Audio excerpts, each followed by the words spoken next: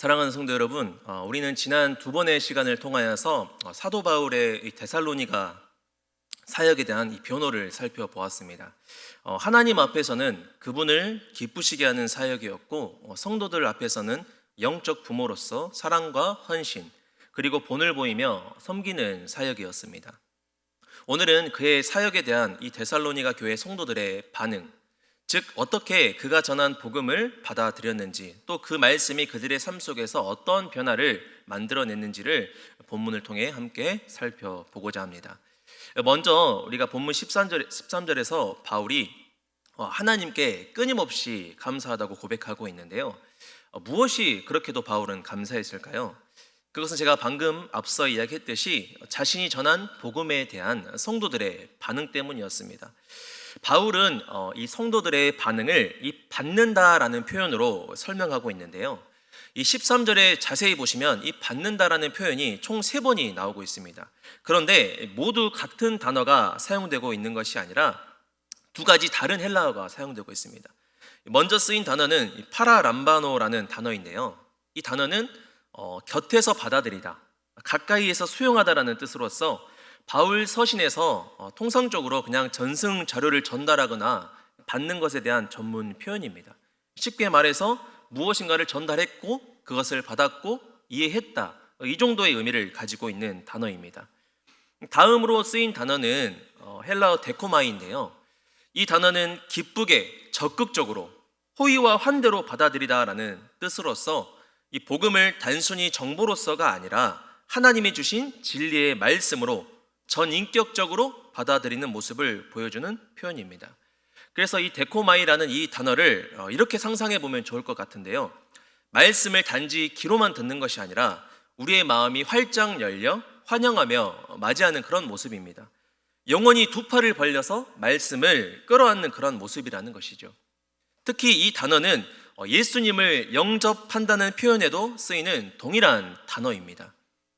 이처럼 바울은 이 다른 두 단어를 사용하여서 성도들이 복음의 말씀을 그저 말로만, 사람의 말로 그냥 귀로만 듣는 것으로 이해한 것에서 멈추지 않고 하나님의 말씀으로 전인격적으로 받아들였음을 보여주고 있는 것입니다.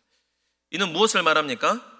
복음은 정보로만 받는 것으로 그치는 것이 아니라 반드시 그 말씀을 믿음으로 환영하고 수용하는 그런 응답이 필요하다는 것이죠. 사랑하는 성도 여러분, 우리가 잘 알다시피 이 세상 모든 사람들에게 이 복음이라는 것이 생명의 소식으로 들리지는 않습니다. 왜 그렇습니까? 누군가에게는 정말 복음이 선포될 때 회개하고 주님을 믿는 역사가 나는 것도 있겠지만 다른 이들에게는 그저 헛소리로 들릴 때도 있습니다. 왜 그렇냐면 이 땅에 태어나는 모든 사람들은 그 아담의 타락 이후에 지성이 어두워지고 의지는 굳어졌으며 그 감정은 부패했기 때문입니다. 그래서 죄인들은 자발적으로 진리의 말씀을 거부하는 악한 반응이 나타나는 것입니다. 그런데 이러한 타락한 본성, 하나님의 말씀을 자발적으로 거부하는 이 악한 일들이 어떻게 자발적인 그런 수용으로 바뀔 수 있을까요? 어떻게 이것이 가능할까요? 우리 데살로니가전서 1장 5절의 말씀을 우리가 함께 읽어보도록 하겠습니다. 읽겠습니다. 이는 우리 복음이 너희에게 말로만 이른 것이 아니라 또한 능력과 성령과 큰 확신으로 된 것임이라. 우리가 너희 가운데서 너희를 위하여 어떤 사람이 된 것은 너희가 아는 바와 같으니라. 아멘. 이미 우리가 데살로니가전서 1장에서 확인했듯이 이 성령께서 죄인에게 능력과 큰 확신으로 역사하실 때 이 자발적인 거부가 자발적인 수용으로 변하는 것이 가능하게 됩니다. 더 나아가서 성령님은요, 이 본문 13절이 말하듯이 말씀을 하나님의 말씀으로 인식하도록 이 내적인 확신을 심어주시는 분입니다. 이처럼 이 땅을 살아가는 모든 인간들은요, 스스로 하나님의 말씀을 받아들일 가능성도 또한 능력도 없습니다. 그러니까 하나님의 말씀을 진리로 받는다는 것은 우리의 본성으로는 불가능하다는 것이죠. 하나님의 말씀 그 자체가 가지고 있는 권위와 능력, 또 더불어 성령께서 이를 내 삶에서 수용하도록 허락해 주시는 것입니다. 이 역사가 데살로니가 교회에 나타난 것이죠. 데살로니가전서 1장 9절에서 확인할 수 있듯이 데살로니가 교회에 어떤 일들이 일어났었죠? 성도들이 죽은 우상을 버리고 참된 하나님만을 섬기지 않았습니까? 이는 그들이 거듭났고 회개했고 예수님을 믿었기 때문에 일어난 일이었습니다. 이 일을 누가 하셨다고 오늘 본문이 아까 1장 5절에서 말을 했죠. 성령님께서 하셨다고 분명히 말씀하고 있습니다. 그래서 오늘 본문 13절과 이 데살로니가전서 1장 9절의 말씀을 연결하여서 보면 어떻습니까? 영적 새 생명, 그러니까 거듭나고 회개하고 믿는 영적 새 생명들이 태어나는 역사에는 이 성령님의 개입이 필요한데, 구체적으로 우리가 듣고 보고 있는 하나님의 말씀 위에 그 성령님의 역사가 필요하다는 것입니다. 정리하자면 성령의 역사는 하나님의 말씀 위에 나타납니다. 우리가 말씀을 들어야 하지만 말씀을 듣는다고 해서 그 말씀이 무조건 우리 안에 실제가 되는 것이 아니라는 것이죠. 하나님의 말씀 그 자체로서도 그 권능과 능력과 모든 큰 일을 행할 수 있겠지만 그 능력과 권능이 죄된 우리의 본성을 꿰뚫고 역사하는 일에는 성령님의 일하심이 분명히 필요하다는 것입니다. 사랑하는 성도 여러분, 그러면 이러한 성령님의 개입, 이 역사는 도대체 어디에서 일어날까요? 우리가 잘 알다시피 오늘 우리가 드리고 있는 이 예배 가운데 나타납니다. 하나님의 말씀이 선포되고 듣고 있는 이 자리, 하나님이 영광 받으시고 은혜가 선포되어지는 이 자리에 성령께서 역사하시는 것이죠. 많은 사람들이 그렇게 말하지 않습니까? 요즘 교회들 예배가 너무 많아. 수요 예배, 금요 예배, 주일 오전, 오후, 새벽 예배, 너무나 많은 사람들이 예배가 많다고 말을 하고 있지만 오히려 오늘 본문은 우리에게 놀라운 역사가 나타날 기회가 더 많음을 말해주고 있지 않습니까? 사랑하는 성도 여러분, 바라기는 우리가 더욱 예배를 사모하고 하나님의 말씀 듣기를 힘쓰고 성령의 강권적인 역사를 간구하기를 소망합니다. 선포되는 하나님의 말씀이 그 말씀이 진실로 하나님의 말씀으로 믿어지고 데살로니가 교회에 나타났던 거듭남과 회개와 믿음의 역사가 분명히 우리에게도 동일하게 나타나게 될 것입니다. 그렇다면 성령의 역사로 복음을 하나님의 말씀으로 받아들인 이 성도들, 그들의 삶에는 어떤 변화가 나타났을까요? 본문은 성도들이 본받는 삶을 살았다고 말하는데요.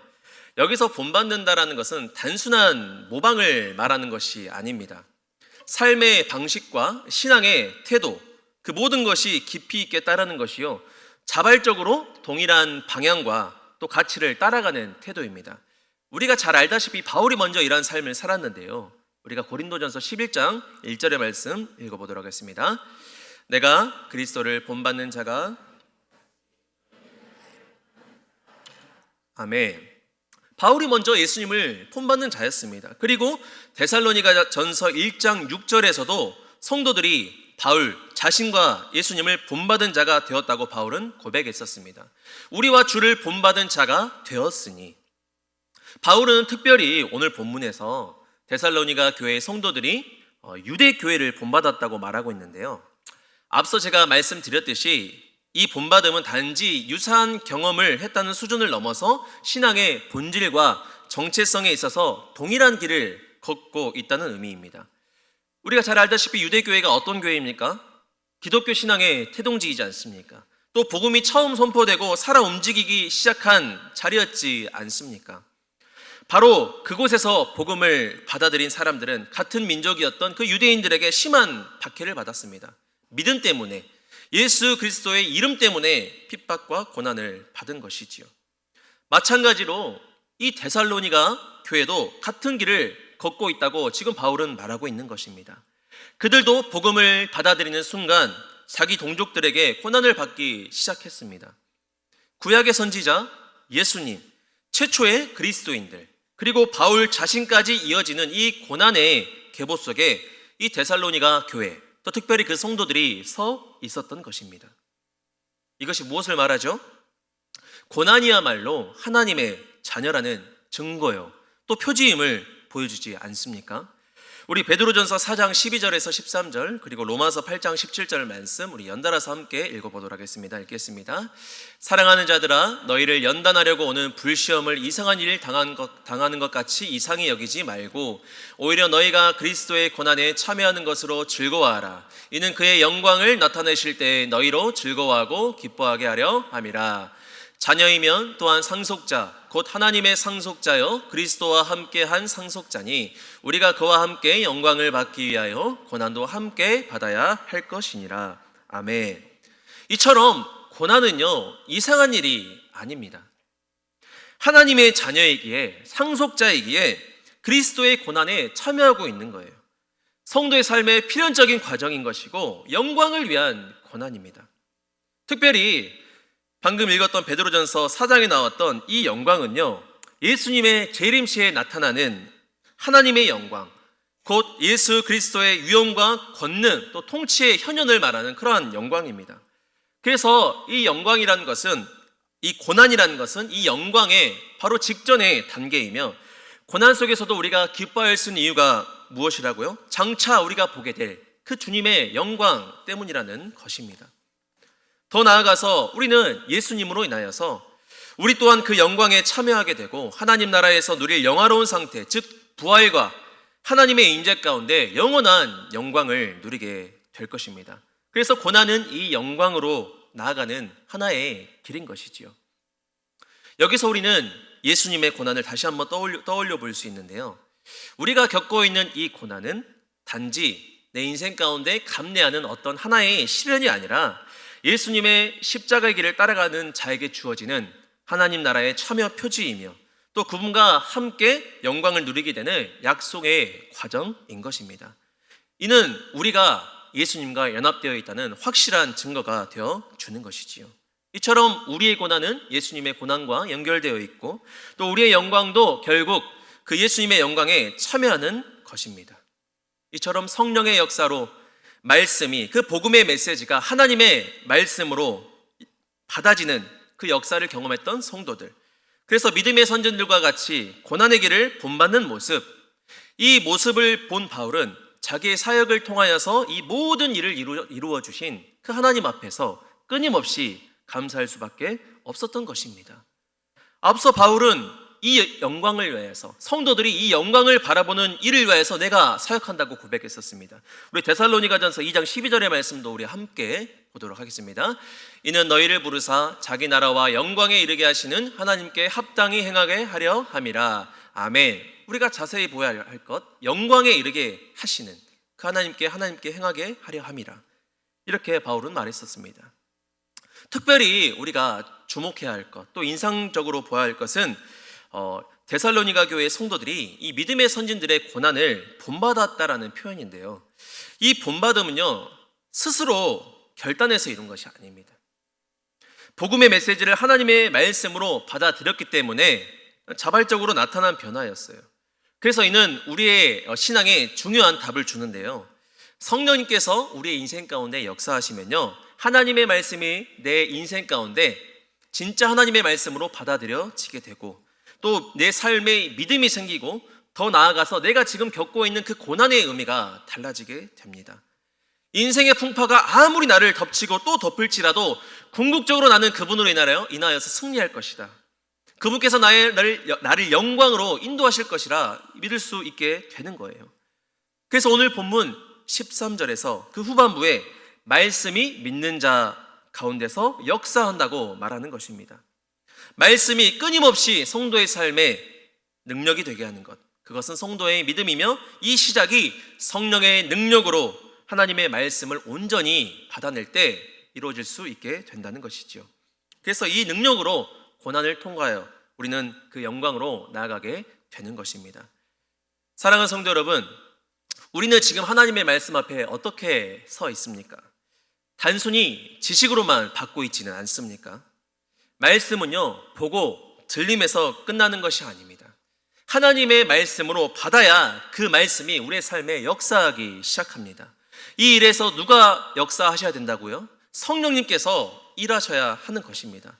그 역사가 임할 때, 그 성령님이 우리의 인생 가운데 역사하실 때 어떤 고난이 찾아올지라도 왜 나만 겪는 고난이냐고 우리는 불평불만하는 것이 아니라 내가 하나님의 자녀임을 분명하게 믿게 되고 주님의 영광과 그 영광에 참여할 날을 소망하게 되는 것입니다. 그래서 우리가 고난을 겪을 때 무엇을 행해야 되겠습니까? 어떻게 하면 이 상황과 문제를 해결해야 될까? 내 힘으로, 다른 사람의 도움으로 이것을 해결해 볼까? 이것을 위하여서 애쓰는 것이 아니라 그 시간에 우리는 말씀을 붙들어야 하는 것이고 그 말씀 위에 성령의 역사가 간절히 임하도록 우리는 사모해야 하는 것입니다. 사랑하는 성도 여러분, 바라기는 성령님께서 우리 안에 역사하셔서 하나님의 말씀을 전인격적으로 받아들이는 은혜, 그 말씀이 우리 안에 믿음으로 역사하는 능력, 그리고 그 능력으로 고난의 길을 걸어갈지라도 그때라도 주님의 영광을 소망하며 사는 우리 모두가 되기를 예수님의 이름으로 축원합니다. 성령님께서 역사하실 때 우리는 분명히 이 길을 걸어갈 수 있을 것입니다. 그런데 이 복된 말씀을 기쁨으로 받아들이는, 그러니까 성령의 확신으로 기쁨으로 받아들이는 이들이 있는가 하면 오히려 거부하고 또 그 말씀을 밀어낸 이들이 있었는데요. 바로 유대인들입니다. 이들은 예수님과 선지자들을 죽였고요, 바울과 동역자들을 쫓아냈습니다. 특히 오늘 본문에 쓰인 이 쫓아내다라는 이 단어는요, 바울 서신에 있어서 이곳에 한 번만 쓰인 헬라어입니다. 그 뜻이 무엇이냐면 심하게 박해하다라는 뜻을 가지고 있어요. 그래서 이 단어의 의미를 볼 때 성도들이 당했던 박해의 강도를 우리가 볼 수 있습니다. 적당한 그런 박해가 아니라 굉장히 심한 박해를 성도들이 받았다라는 것이지요. 유대인들은 자신들만이 하나님의 선민이라는 그러한 우월의식, 또 말씀을 가졌다는 그 특권 속에 살았지만 진짜 참된 하나님의 말씀을 전하는 자들을 받아들이지 않고 오히려 핍박했습니다. 이방인이 하나님의 은혜를 누리는 것을 용납하지 못한 것이었죠. 복음과 은혜는 만민을 위한 것인데 자신들의 것만으로만 여기며 복의 통로가 아니라 오히려 그 복의 장애물이 된 셈입니다. 그들은 오늘 본문이 말하듯이 하나님을 기쁘시게 하지 않았고 모든 사람을 대적했으며 복음 전파를 궁극적으로 또 적극적으로 막았습니다. 이는 곧 하나님의 구원의 역사를 역행하는 것이고 또 스데반 집사가 말했듯이 선지자들과 의인을 박해한 이 조상들의 죄악을 반복한 것입니다. 이처럼 하나님을 안다고 하면서도 그분의 뜻을 가로막을 수 있다는 이 사실, 외적인 신앙이 내적인 그런 순종을 보장하지 않는다는 것이 우리에게도 큰 경고이지 않겠습니까? 그런데 우리가 여기서 꼭 짚고 가야 할 것이 있는데요, 바울이 모든 유대인을 말하는 것이 아니었다는 사실입니다. 복음을 거부했던 일부의 유대인들을 지목한 것이고 사실 바울 자신도 유대인이며 또 그 유대인들을 위해서 기도했지 않았습니까? 따라서 반유대주의적 그런 정서를 오늘 본문이 말해주고 있는 것이 아니라 복음 전파에 대한 현실적인 저항하는 그 모습을 보여주고 있는 것입니다. 그런데 생각해보면 유대인들은 사실 남이 아니지 않습니까? 내부자들이었습니다. 그런데 왜 내부에 있는 사람들이 이렇게 되어버렸을까요? 우리가 앞서 살펴보았듯이 하나님의 말씀을 온전히 받아들이지 않았기 때문에, 기쁨으로 전인격적으로 받아들이지 않았기 때문에 그들에게 이러한 일이 발생한 것입니다. 이처럼 말씀을 환영한 사람들과 그 말씀을 밀어낸 사람들의 그 삶의 반응이 이렇게도 다른 것이죠. 그런데 그들이 특별하게 더 악한 존재여서가 아니라 타락한 인간의 본성 그대로를 그냥 드러낸 것입니다. 그들의 지성이 어두웠기 때문에, 그들의 의지가 굳어졌기 때문에, 감정이 부패했기 때문에 그저 그 복음 자체를 미워하고 분노로 대응한 것이지요. 그들의 결과가 어떻게 됩니까? 죄악을 반복하며 마침내 하나님의 진노를 자초하게 됩니다. 하나님의 오래 참으심에도 불구하고 죄가 일정 한계를 넘어서면 심판이 임할 수밖에 없는 것이죠. 우리가 창세기 15장에서 보듯이 아모리 족속의 죄가 가득 차기 전까지 하나님께서 그 심판을 유보하셨던 것처럼 지금도 이들에게 죄의 그릇이 차오르고 있음을 보여주고 있는 것이죠. 그런데 이 이미지는요, 단순히 미래적인 것만 보여주지 않습니다. 하나님의 말씀을 믿지 못하고 거부하고 있는 그 자체가 현재적인 심판이 됨을 또한 보여주고 있는데요, 어떤 면에서 그럴까요? 하나님을 믿지 못하는 것 그 자체가 하나님의 진노 아래에 있다는 것을 의미하는 것이고, 또 하나님의 말씀을 깨닫지 못하고 받아들이지 못한 상태가 영적 마비 상태에 있음을 보여주는 것입니다. 이미 구원의 길을 벗어났음을, 그런 하나님의 심판의 모습을 보여주고 있는 것이지요. 사랑하는 성도 여러분, 이처럼 우리도 신앙생활할 때요, 유대인들이 데살로니가 교회 성도들을 박해하고 고난을 주었던 것처럼 우리의 신앙의 여정에도 반드시 대적자들이 있습니다. 그런데 그들은 다른 어떤 이들이 아닙니다. 아직도 죄된 본성을 따라가는, 그 본성에 이끌려 살아가는 자들이에요. 그래서 하나님의 진리를 따라가는 사람들을 자발적으로 미워하고 대적하는 것입니다.